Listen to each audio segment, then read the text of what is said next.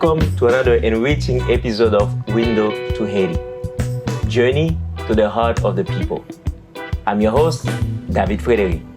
Today, we embark on a historical journey to Cayes, a city that resonates with the spirit and liberation of cultural vibrancy. Located in the southern part of Haiti, Cayes has not only prospered as a beacon of cultural richness, but also played a pivotal role in the quest for freedom beyond its shores. In this episode, Seeds of Liberation, Cayes and Bolívar's quest, we explore the city's profound impact on the history of the Americas.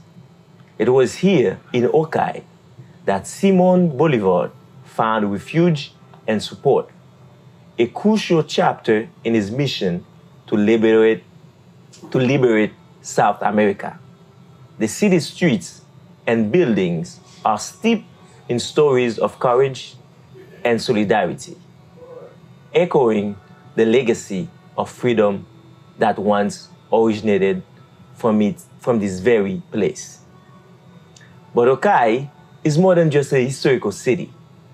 From its strategic position facing the sea to its role in the tempest of history, it has weathered hurricanes, fires, earthquakes, and revolutions, emerging each time with renewed vigor.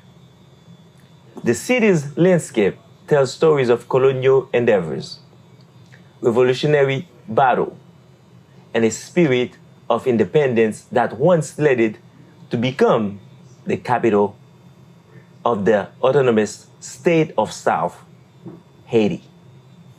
In this episode, I'm pleased to welcome Esther Brunat, who is parent from Cayes.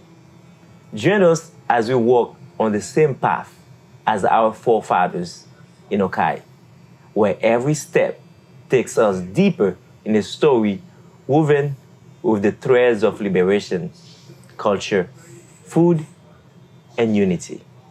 Welcome to the Seeds of Liberation. Now, before we start, just tell us a bit about you, who you are, who your family is. Okay. All right, so I'm Esther Brunat.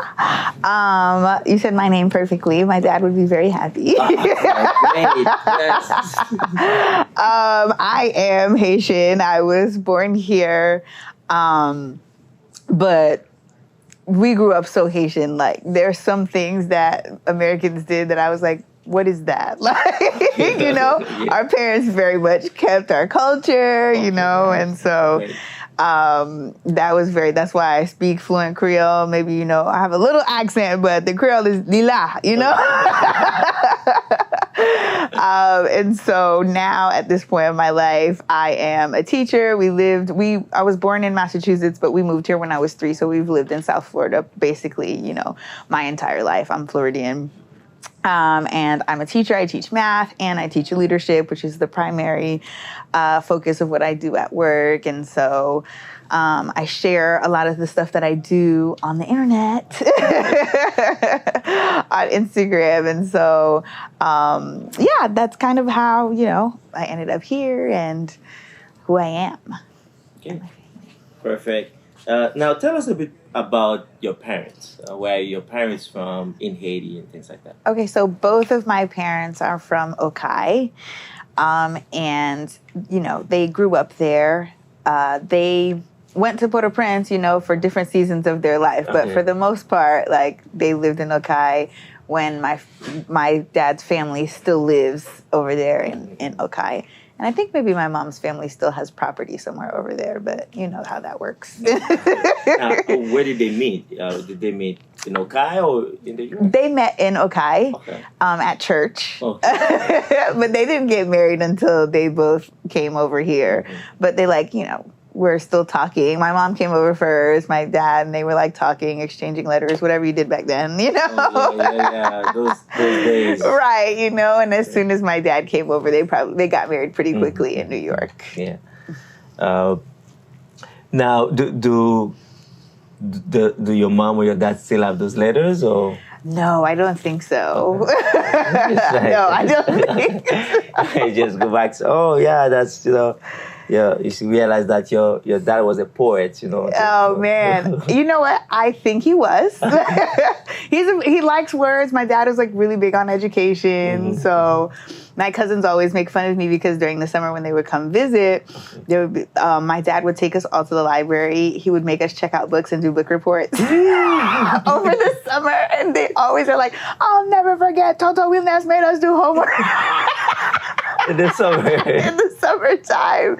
But that's like who my dad was. Like, so words and education and stuff like that he's big into. So I wouldn't be surprised if he had a poem in there or two. And earlier you mentioned that, you're somewhat grew up like fully Haitian, immersed in the Haitian culture. Yeah. Why was that?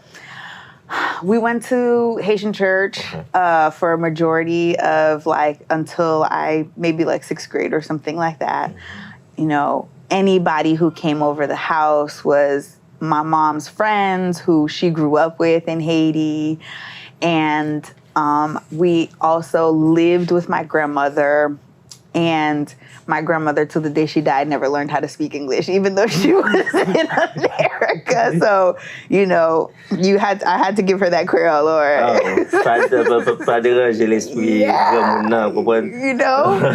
So, manger la kaila, it was saswadi, there was none of this hamburgers or hot dogs or macaroni and cheese or, everything was very Haitian. So, when I had moved out of my mom's house for the first time, I had a roommate and she made meatloaf.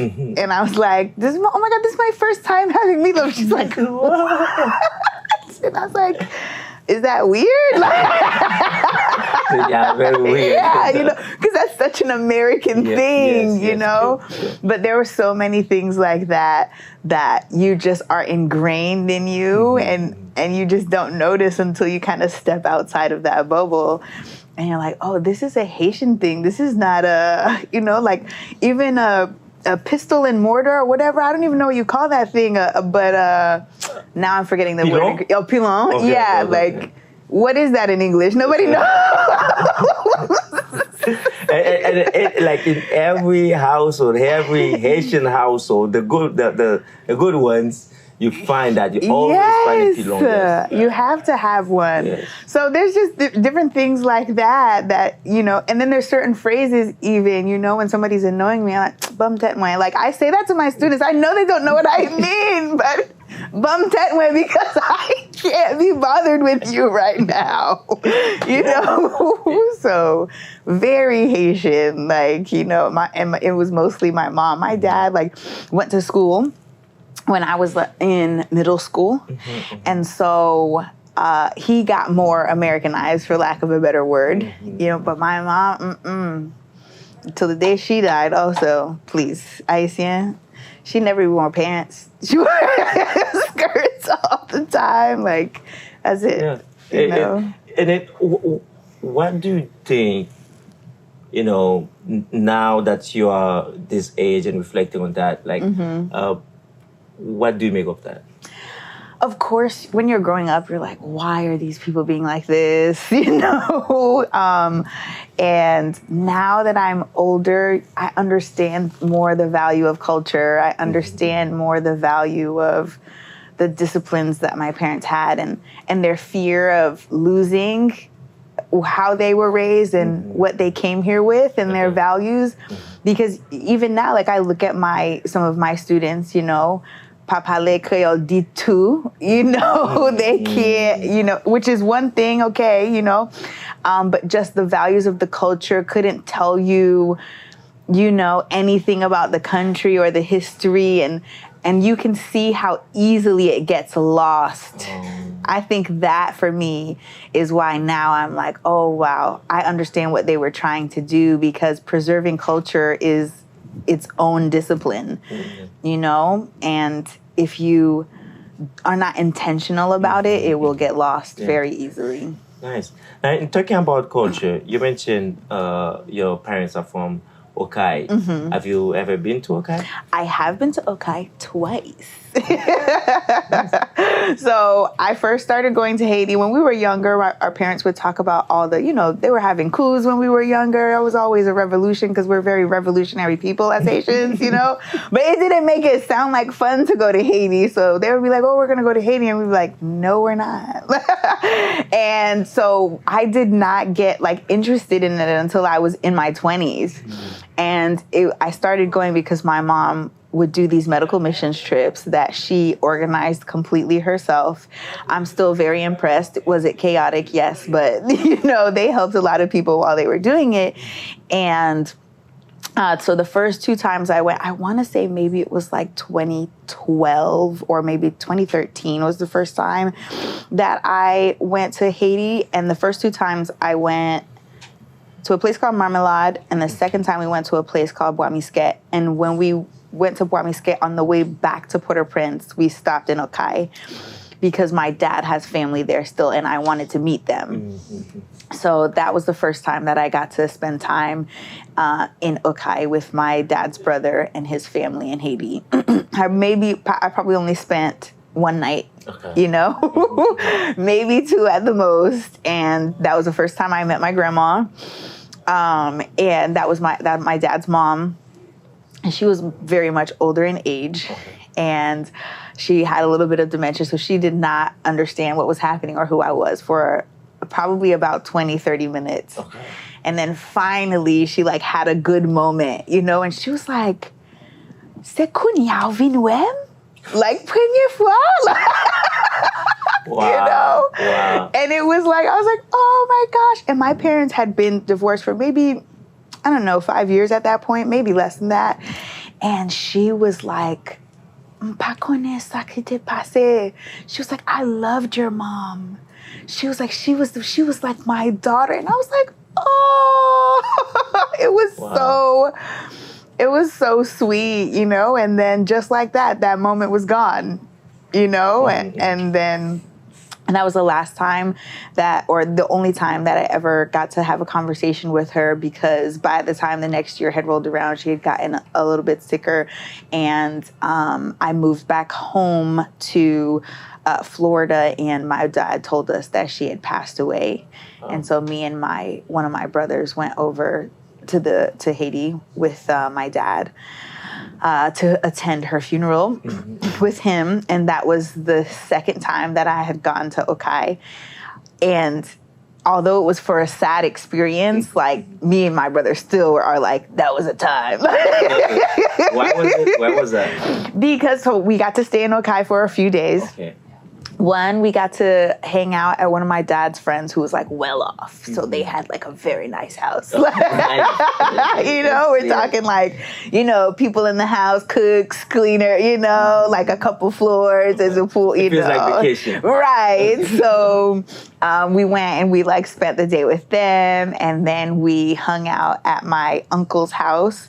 And it was an experience because Haiti's just not America, you know what I mean? So the power would come on, only at certain times of the day. And I can remember me and my brother, at night, we were like, oh, we get to charge our phones, and we were so excited to charge our phones, and it was a Saturday night. And we woke up in the morning and we were like, is your phone still charging? And we're like, yeah, it's Sunday. Oh my gosh, we're going to leave them in the charger as much as possible, because we didn't know that on Sunday the power is on all day. So we were so excited, and I had been on mission trips before, but Leonard has never spent time in that kind of space and different things like that. And so there was a room with a box fan in it, and there was a room without a box fan in it, and they gave Leonard the room without because he's the boy, go sit in the hot room and give Esther. And I was like, I know my brother too well, it's fine, I can rough it for a little bit. That's it. And it's right. And he switches rooms with me, and he's like, I'm going to America. I was like, Leonard, stop. And so like we would like, and then in those houses, you can go to the roof of the house. And so we spent time on the roof. It's like really cool, you know? And so we really got to explore the area. And so one of the things is my dad took us to Gilles, the beach over there. Okay. And it's like the famous beach. And we went to Gilles, we ordered griot and fritai, you know? And it was like, I was like, we started planning like a family vacation to Haiti after that. I was like, oh my gosh, like so inspired. Even though it's nothing like America, it just was like, yo, this is where my parents came from. This is how they lived. You know, we're on the back of a motorcycle right now. Like going with through no helmet. Yeah, no, what is a helmet? And it was just cool to be like, wow, this is where y'all came from. This is where you know, you lived your life. And I'm 20-something years old, and I'm just now getting to experience how you lived, you know? And so it was really, we remember it fondly, you know? And so we want to go back so bad, but with everything that's going on, we were just like, ooh, they could smell the American on us. But, you know, it's kind of take a step back on the electricity part. I had the reverse effect coming to America. So, you know, I'm used to just you're watching something. Right, it's done. You know? And then here I am in Miami, like first time, I think the first few weeks. And then I'm watching a movie. And then in my heart, I'm just like, man, I need to finish watching it before they cut the lights. Please. Isn't that funny? I am hoping and praying so they don't cut the lights so I can watch the movie. When they're just like, man, no, I'm in the U.S. now. It's not like that. It's not like that. There's always power. It's so funny how life experiences shape the way that you see things. Yes. Exactly. Now, what is like growing up in the U.S. and your mom and dad? Any stories? What is one or two stories about Okap that you remember them sharing? All I know is they didn't. You know, for people who are very big on keeping culture, they actually didn't talk about Haiti nearly as much as like you would think that they would, you know? I knew that, you know, Van Commerce, you know, that was what they did. They had a lot of land. They had and businesses and things like that. And a part of them were in Port-au-Prince, and they would come back and forth between the two places a lot, and that was what it was. And I do also know that our house was, my mom's family's house was like, if you were gonna stop in Okap, you knew there was a place to stay over there. And that was really important. And so I can see how my mom took that with her, even all while I was growing up. There was always somebody in the house. And I was like, are we a hotel? Like, it feels like Airbnb before Airbnb. Yeah, okay. That's where Airbnb got that idea from. It was Haitians, you know? And, you know, somebody was always at the house, either spending the night or, you know, they came to my house before they got their, you know, their life together, you know, got enough money to get their own place and start their own life here in America, you know? So it was always, that is a big transfer. The way that my mom, their family was big on hospitality. That was always really foundational, even here in the States.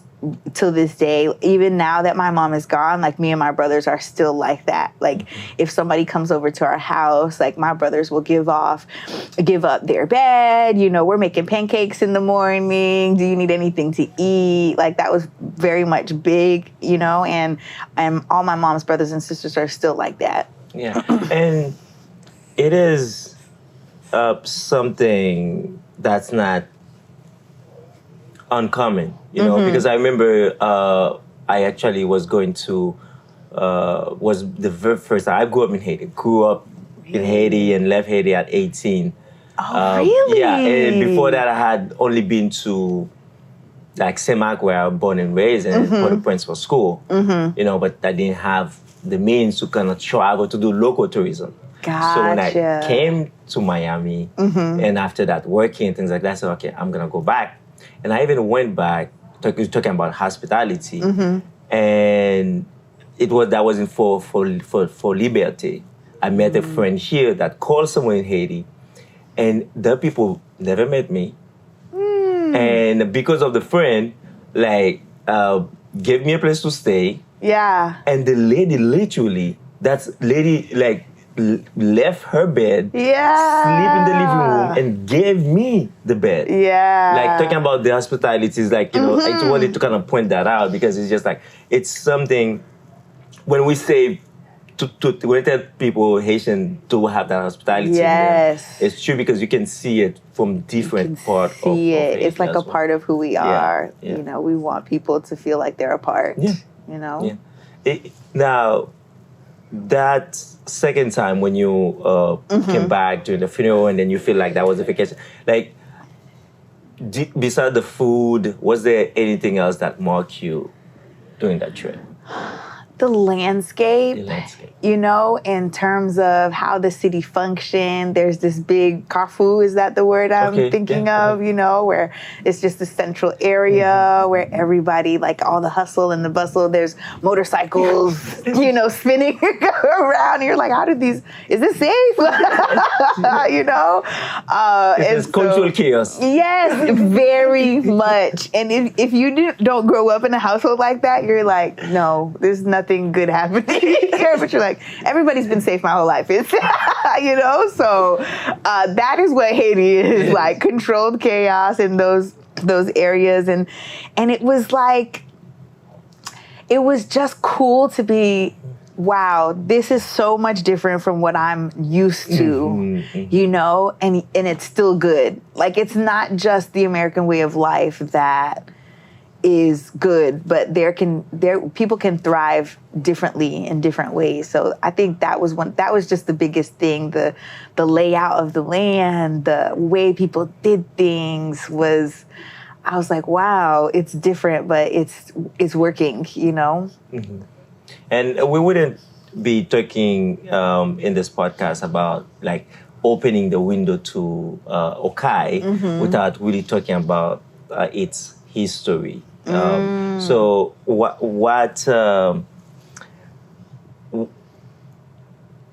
is the most significant historical event or figure associated with Okap that everyone should know about? Okay, so I called my dad this morning, and my dad told me the coolest thing. Okay, so let me look up his name so that I get it right. Antoine Simon. Was a president, I think the 18th president of Haiti, and he is from Okap. Before his presidency, there was no electricity, no first running car. It's under his presidency that we got electricity and the first car came to Haiti. And I was like, no way, Daddy. You know?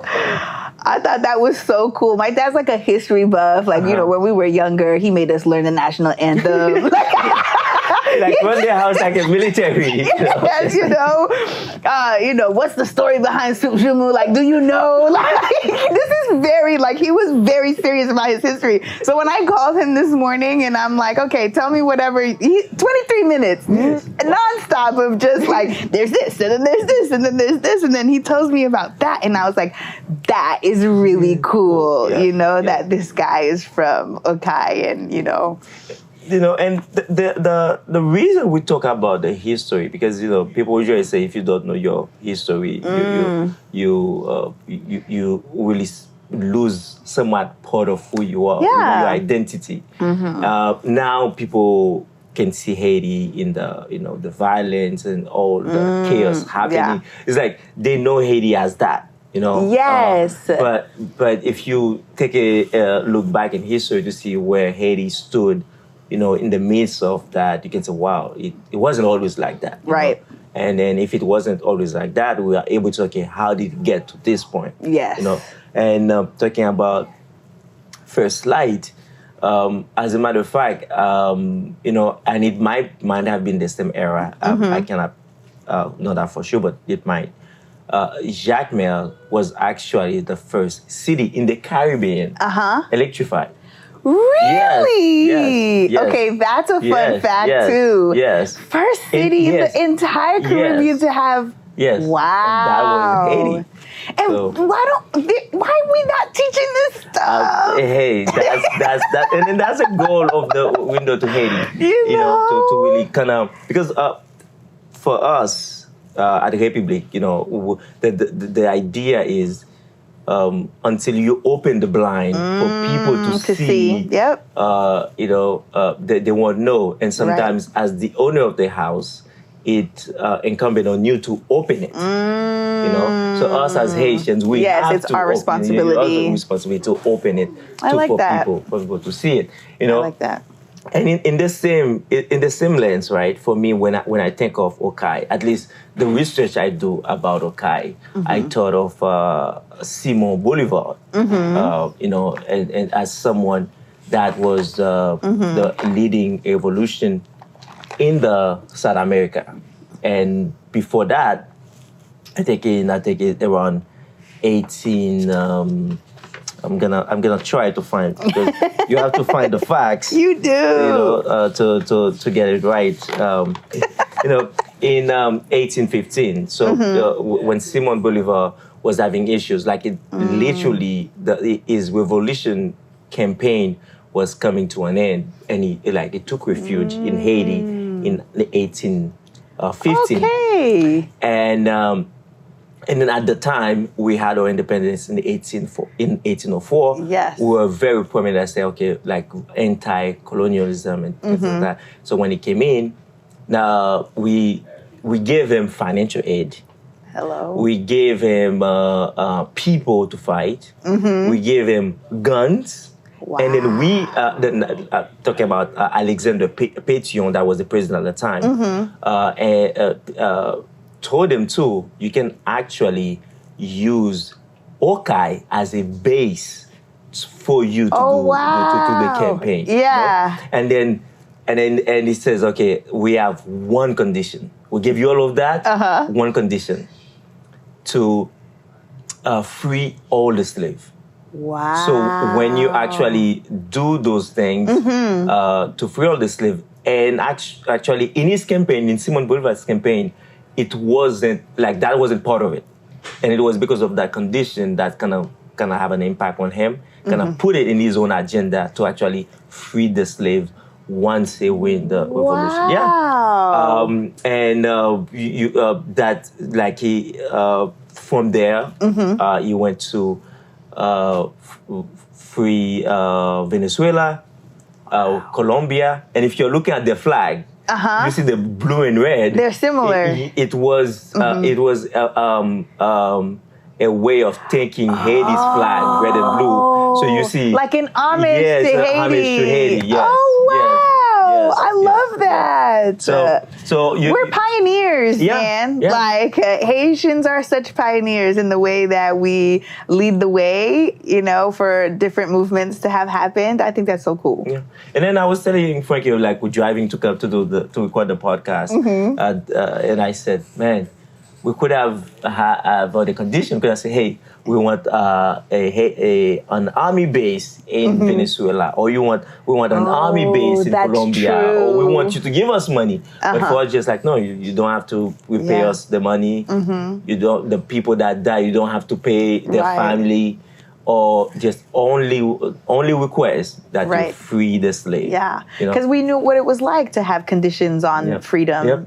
You know, so why would we do that then to somebody else? Yep, exactly. So again, it's I think another reason that Okai is plays a very important role. I love that. That's so cool. So yeah, now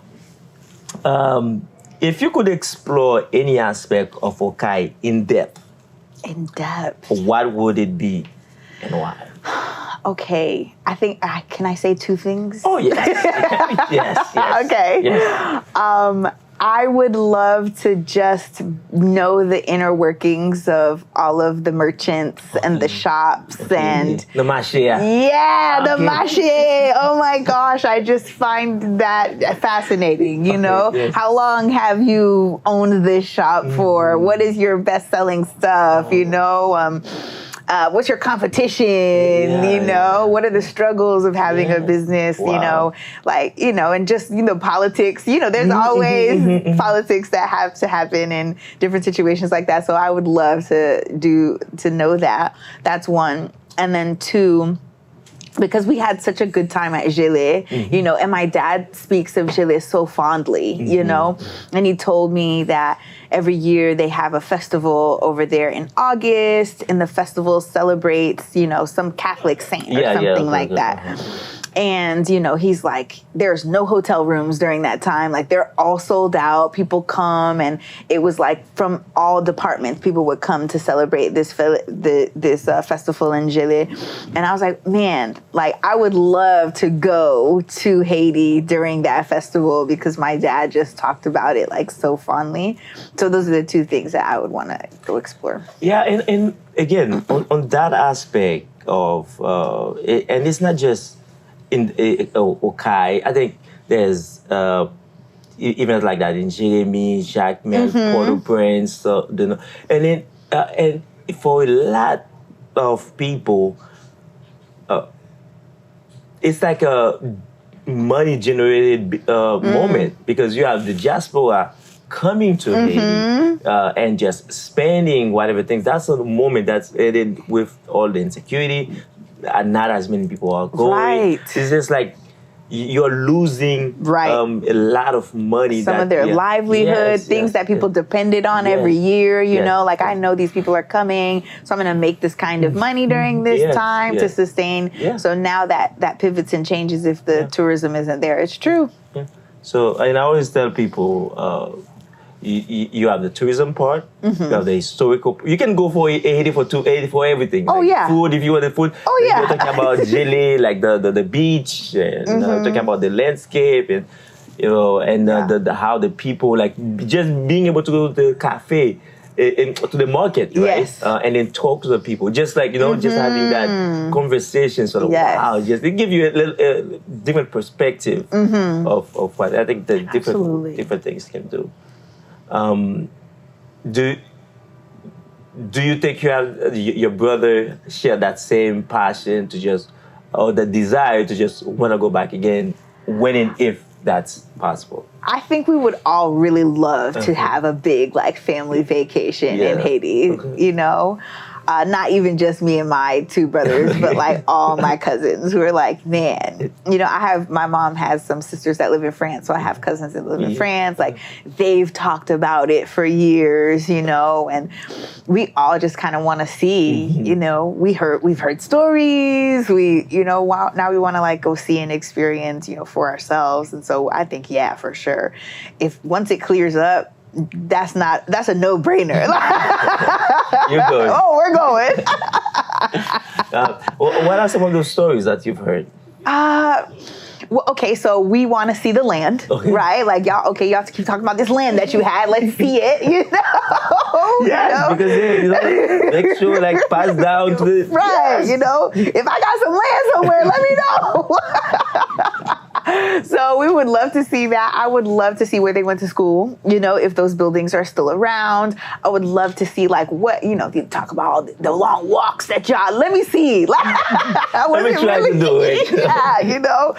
I would love to see that, where they went to church, you know, and then like even I know they still have friends that live there, you know, own businesses and their families are there, to see that kind of thing, those kinds of things too. When you guys went to go visit people, like what was the route? Like, did y'all ever go on vacation? Where would you sit? You know, like I just want to connect all of those different dots that they you know, would talk about in the way that, okay, you know, you guys had this house that everybody felt that they, why was it on the route to somewhere? Is that why, you know, part of the hospitality there, was it off the way? But because you guys were so hospitable, people were willing to go, you know, I would love to see, like, you know, connect all the dots. Yeah, it's I'm telling you, it will be a true experience. Yeah. Like it's like I said earlier, I did like 2 weeks from the Okap to Jacmel. Really? Yeah, like, and it was. And also the thing is the different different cities have different food. You try those different food, and you can Listen, when I went to Marmalade, the first time I went to Haiti, I said, "Can somebody make me some griot, please, and some pate with some banan?" That was, to this day, fire. The best griot I have ever had. I think they killed that pig this morning. I think they killed it that morning. I never would eat the fat on griot, like from here. No, thank you. But that, oh man, it was so good. So I was like, you know, Marmalade, y'all got that. Yeah.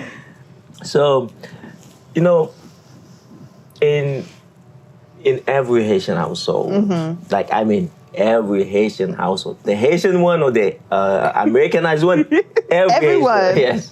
There's always a time growing up where your parents like say Haitian proverb, you know, because it has so much deep meaning and cultural connection to it. Do you remember any time that your parents had to use a Haitian proverb? Oh, of course. Because I told you I grew up with my grandma. She was good for the proverbs. Okay. Oh my gosh. She used to, when I didn't want to do something that my mom told me to do, she would always say, "Maman bouik fait petit pour dol ka pose." All the time. All the time, to where, like, at her funeral, I did one of the grandkids that did a speech, and I like talked about that because it was like so integral. I just remember that, or like "Mama tig fatigue," and I'm like, obviously, like, you know, or "Buka nesut ni bouilli." Like, she would say just everything, and I was like, yes, ma'am. Like, and then the thing is, it's the use of proverb at the right moment. They do. Just and it's no other combinations of words would have made the point come across as clearly as it needed to be in that moment. Yes. You know? Now, to go back to the first one, you know, Maman bouik fait petit c'est pour dol reposer. Yes. Can you explain how you understood what she said? Okay, so mothers have children so that they can share the burden, basically, is what I would translate that to. And it was, she always said it when I didn't do the dishes, right? And if I didn't do the dishes, that meant mommy had to do the dishes, you know, or grandma had to do the dishes. So, Esther, why aren't you helping? Wow. You know, if you're not gonna share the load of the family, you know, that you're inherently saying, hey, if I'm not gonna do this, that means that mommy has to do it, and she's got enough on her plate, you know. So. You know, and this proverb reminds me, it's somewhat the same lane, right? It's "Ampil men chay palou." You know, we would say "Me ampil fe chay palou." Yeah, "Me ampil chay palou." Me ampil chay palou. So, like, many hands made the load light. Yes. So, and for me, that's what it means. Like, the spirit of cooperation, the spirit of collaboration.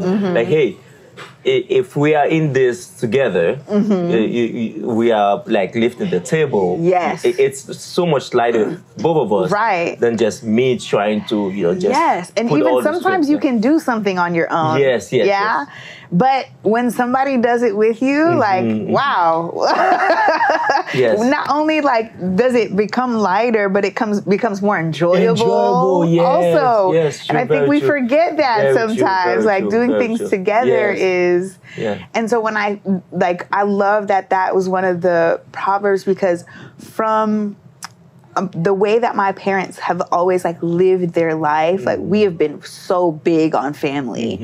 And so like I told you, like my cousins would come over during the summer, all the time, because it's Florida. So of course we had a pool in the backyard. So everybody was at our house, and we just grew up so tight knit. And the way that our family has grown up so tight knit, like you would think that all my cousins and I are brothers and sisters. And even to this day, we're just like, our cousins are our best friends, we have a wedding next week. It's post-COVID. It's the first big wedding. Like, we're lit. Like, we got an Airbnb. Hey. Like, we're staying an extra day to hang out with each other. Everybody's planning their outfits. Like, we are so excited because we understand the value of togetherness. We understand the value of, like, having a strong community and, being able to rely on people. So, yeah. And then I think, in that sense, and that's why, for me, I believe those proverbs were so deep. It's like I know they have a fundamental truth in them. Because we're talking about it also reminds me of Ecclesiastes 4:9 that says it's two are better than one. Yes. So you see the truth in it.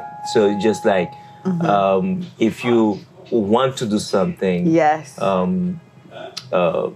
you do it together, but also it's like you said, more enjoyable. It's easier. It's so true. You also have that. Establish that connection too with the person you're doing. It's invaluable. I think so. When my mother passed away, there was like, grief is just interesting because you never know how it's going to affect you, you know? And so there were simple things that I was really good at and I just couldn't anymore, or I just didn't want to or have the drive. But so me and my brothers, we would meet together and be like, okay, we have to get this done. So let's get together and then let's get it done. And it's like, I could have done that paperwork on my own. Yes. I didn't really need you, but I needed you. Yeah, but it's not just that too. Is there a fact that sometimes you can start it on your own and then discourage and things like that. Yeah. But if it's two of you together, so if you're starting to get discouraged, the other person can lift you up. The other person can encourage you. Exactly, because they might have it when you don't. Yeah, and vice versa. Yeah. So that's very important. Okay. And while we say this, it came to mind. I think there's an African proverb too that says, you know what, if you want to go fast, go alone. Yes. But if you want to go far, go together. Yeah. Yes. Yeah. So, same people. Same thing, same thing. Now, I know you're saying you can't wait for Haiti to get back to a normal way so we can actually go. Because I'm telling you, we're like, same here. Same here. Because like, I am just waiting to just an open door to just... Yeah, I know my dad is too. Like, so, imagining the future of Haiti, what hopes or vision do you have for it? Man, the way that other people talk about Caribbean islands, like, I'm going to Jamaica, I'm going to Puerto, like, I want that to be Haiti. I don't want it to have the stigma anymore of like, oh no, like it's not unsafe there, or people don't know that it's just as beautiful, if not more, than some of the places that they go to regularly, Like some people don't even know that we have the same resorts that you can find, the same chains that you can find at a Jamaica, at a, St. Martin. Like, we have all of those things too. So that's what I want the stigma to be gone. You know, that's what I would really like, and for it to be, you know, a place where people like that's on their bucket list. You know, like I want to go visit Haiti. I've heard so much about it. It's the first, you know, free country. Like I want to go visit and see this place with rich history and beautiful land. You know. Yeah. And no knock on other countries, right? Because great people, great you know, things like that. And as someone who used to be flat in it, I've been to those other countries, and I can tell you, Haiti is it. You know? Haiti is it. I like make no mistake. I enjoy those visits. I enjoy the people, the place, but something about Haiti calls you. You know. Like you just I don't. It's not necessarily the language or the culture. Just something. It just feels like it has a little something special. Yeah, something special for real. Now, for someone learning about Okai for the first time, watching this, what do you think is the most important thing for them to understand about the city? What would I say? It's definitely full of life. My dad was like, okay, I don't know if Haiti's departments necessarily have capitals or whatever, but he's like, okay, if I had to name the capital of the Sud, like it would be Okai. You know, that's how much he feels like Okai is like valued, you know? And so, and go to the beach. Yeah. So yeah, I think it just has a rich culture, full of life. Go visit that beach, and it's like, you know, the life of the South. Yeah, it's true. And that is true. Like Okai is the capital of the South. Wow. Okay, it is. Okay, good. They just like, you know, when you talk about the North, you think about Okap. You think about things like you're talking about Artibonite, you think about Go Naive, and things like that. Gotcha. You know. So like Okai, but I think also because it's like one of the biggest city in the South. In the South, yes. Yeah. All right. So thank you for this. If you had one parting words to say, what would it be? That we need to rewrite Haiti's story, you know? And I love that what you said about it's our job to kind of open up those blinds and let people peek in. So next time you're looking for some information about Haiti, go talk to a Haitian. Don't go read Wikipedia. Don't go read, you know, what the history books say. Go talk to somebody and learn from a real person and listen to their stories. Yeah, exactly. It just not only you will learn something new about Haiti, but also you will actually know more about that person too. Right, and that's what life is about. You know. All right. Thank you, Esther, for the time. Thank you for the moment. Now, thank you for having me. I learned a lot more about Haiti. So, and I know when everything is settled, I can always say, hey, you know what? When are you going to Okai? You know, just don't forget me. You know? Don't forget. Yes, I'll definitely let you know. All right. Thank you for listening to another episode of Window to Haiti. As we draw the curtains on our visit to Okai once again, I hope your heart has been touched and your mind enlightened, just as mine has. From the turning point visit of Simon's Bolívar quest for liberation to the resilient spirit echoed in the streets and architecture, Okai has generously shared its layered story with us. A special thanks to our guest, Esther Brunat, who has infused personal stories into the vibrant fabric of the city, reminding us that our heritage, like the enduring spirit of Okai, form an unshakable part of our identity. We depart Okai carrying with us an enhanced appreciation for the resilience of human spirit and the powerful story of Haiti's past. Thank you for accompanying us on this enlightening journey, where every turn in the road and every wave on the shore has recounted tale of courage, culture, and liberty. Until we meet again, this is David Frederick, bidding you adieu with the hope that our exploration into the heart of Haiti continues to illuminate the richness and the depth of its people's stories.